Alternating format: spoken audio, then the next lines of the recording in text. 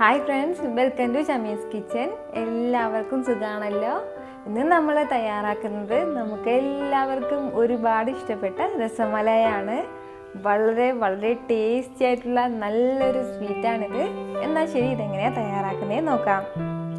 നമ്മുടെ രസമല തയ്യാറാക്കാൻ വേണ്ടിയിട്ട് നമുക്ക് മെയിനായിട്ട് വേണ്ടത് പാലാണ്. അപ്പോൾ ഞാനിവിടെ 1.5 ലിറ്റർ പാൽ എടുത്തിട്ടുണ്ട്. ഇത് നമുക്ക് ഇതിലേക്ക് ഒഴിച്ചു കൊടുക്കാം. ഇതിപ്പോൾ കവർ പാലാണ്, അതിൻ്റെ പേരിലാണ് ഞാൻ 1.5 ലിറ്റർ എടുത്തത്. ഇപ്പോൾ ഫുൾ ഫാറ്റ് ആയിട്ടുള്ള മിൽക്ക് ആണെന്നുണ്ടെങ്കിൽ 1 ലിറ്റർ തന്നെ മതിയാവും. ഇനി നമുക്ക് ഇത് തിളപ്പിച്ചെടുക്കാം. ഇനി ഈ പാല് നല്ലതുപോലെ ഒന്ന് ചൂടാവട്ടെ. ഫസ്റ്റ് നമുക്ക് പനീറാണ് തയ്യാറാക്കി എടുക്കേണ്ടത്.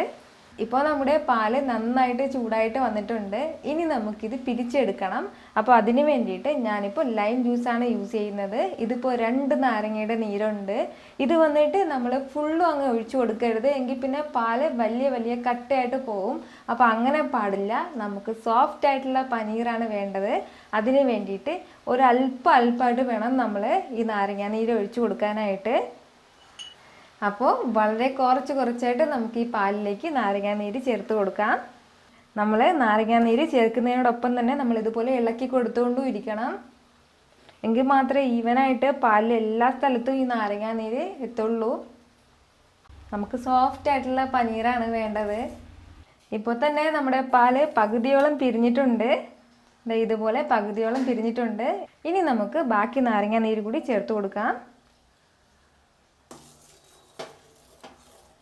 പാല് വന്നിട്ട് കംപ്ലീറ്റ് ആയിട്ട് പിരിഞ്ഞിട്ട് വന്നിട്ടുണ്ട്. ഇതുപോലെ ഇത്രയും മതി.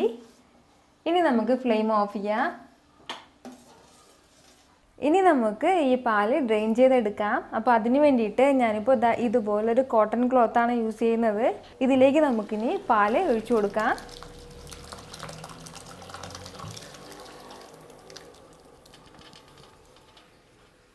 ഇതുപോലെ ക്ലോത്തിലേക്ക് പാൽ ഒഴിച്ചു കൊടുത്ത ശേഷം നമ്മൾ ഇതുപോലെ ഡ്രെയിൻ ചെയ്തെടുക്കാം. ഇത് ഫുള്ളും ഇതുപോലെ തന്നെ മാറ്റി വയ്ക്കാം.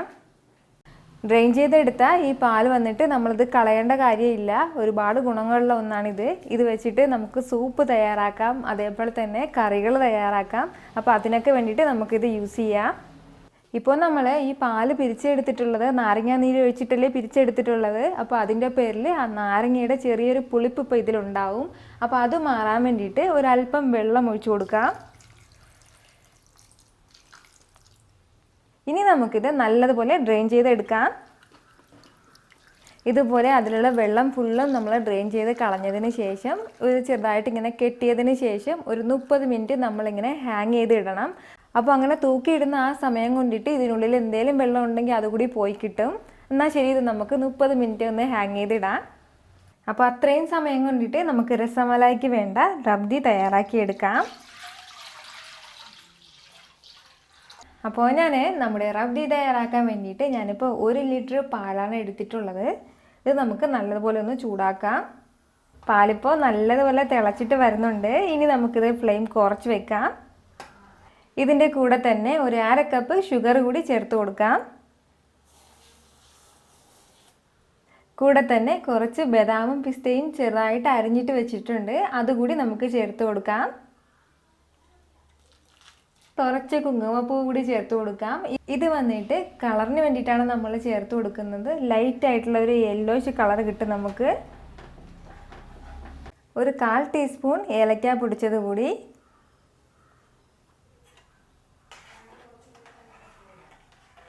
ഇനി നമ്മുടെ റബ്ദി പകുതി ആകുന്നത് വരെ ഒന്ന് ഇളക്കി കൊടുക്കാം. പാലിപ്പോൾ ഇത്രയും തിക്കായിട്ട് വന്നിട്ടുണ്ട്. നമ്മുടെ സാഫ്രോണിൻ്റെ കളറൊക്കെ അതിൽ നന്നായിട്ട് ഇറങ്ങിയിട്ടുണ്ട്. നല്ലൊരു ലൈറ്റ് യെല്ലോ കളറൊക്കെ വന്നിട്ടുണ്ട്. ഇനി കുറച്ചുകൂടി ഒന്ന് തിക്കാവാൻ വേണ്ടിയിട്ടുണ്ട്. അപ്പോൾ ഒരു 5 മിനിറ്റ് കൂടി നമുക്ക് ഇതുപോലെ ഒന്ന് ഇളക്കി കൊടുക്കാം. നമ്മുടെ റബ്ദി ഇപ്പോൾ കറക്റ്റായിട്ട് റെഡിയായിട്ട് വന്നിട്ടുണ്ട്. ഇതുപോലെ നല്ലതുപോലെ തിക്കായിട്ട് വന്നിട്ടുണ്ട്. ഇത്രയും മതി. നമുക്കിനി ഫ്ലെയിം ഓഫ് ചെയ്യാം. നമ്മുടെ പനീർ ഇപ്പോൾ ഹാങ് ചെയ്തിട്ടിട്ട് 30 മിനിറ്റ് ആയിട്ടുണ്ട്. ഇതിപ്പോൾ നല്ലതുപോലെ ഡ്രൈ ആയിട്ട് വന്നിട്ടുണ്ട്. ഇനി നമുക്കിത് എടുക്കാം.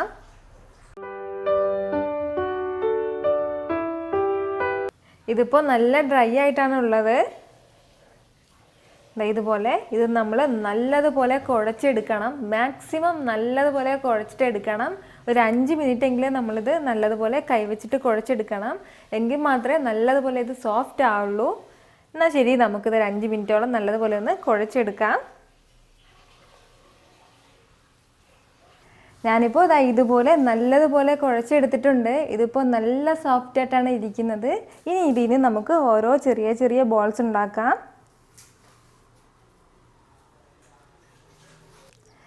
ഇതുപോലെ കൈവച്ച് ഒന്ന് റോൾ ചെയ്തതിന് ശേഷം നമ്മൾ ചെറുതായിട്ടൊന്ന് പ്രസ് ചെയ്ത് കൊടുക്കണം. ഈ ഒരു രീതിയിൽ ഇങ്ങനെ എല്ലാ ബോൾസും നമുക്ക് ഇതുപോലെ തന്നെ ചെയ്തെടുക്കാം. ഇതുപോലെ എല്ലാ ബോൾസും റോൾ ചെയ്തെടുത്തിട്ടുണ്ട്. ഇനി നമുക്കിത് ഷുഗർ സിറപ്പിലേക്ക് ഇടാം. ഷുഗർ സിറപ്പ് തയ്യാറാക്കാനായിട്ട് നമുക്കിനി ഇതിലേക്ക് ഒരു 2 കപ്പ് ഷുഗർ ചേർത്ത് കൊടുക്കാം. കൂടെ തന്നെ ഒരു 5 കപ്പ് വെള്ളവും ചേർത്ത് കൊടുക്കാം.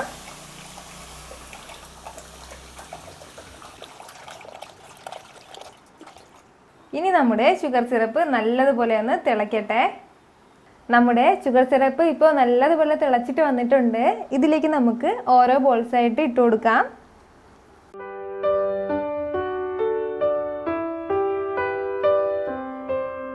ഇത് വന്നിട്ട് ഒരു 5 മുതൽ 10 മിനിറ്റ് വരെ നല്ലതുപോലെ തിളയ്ക്കണം. അത്രയും സമയം കൊണ്ടിട്ട് ഇത് നല്ലതുപോലെ ഡബിൾ സൈസായിട്ട് വരും. അപ്പോൾ ഒരു 10 മിനിറ്റ് വരെ ഇങ്ങനെ ഇരുന്ന് തിളയ്ക്കട്ടെ.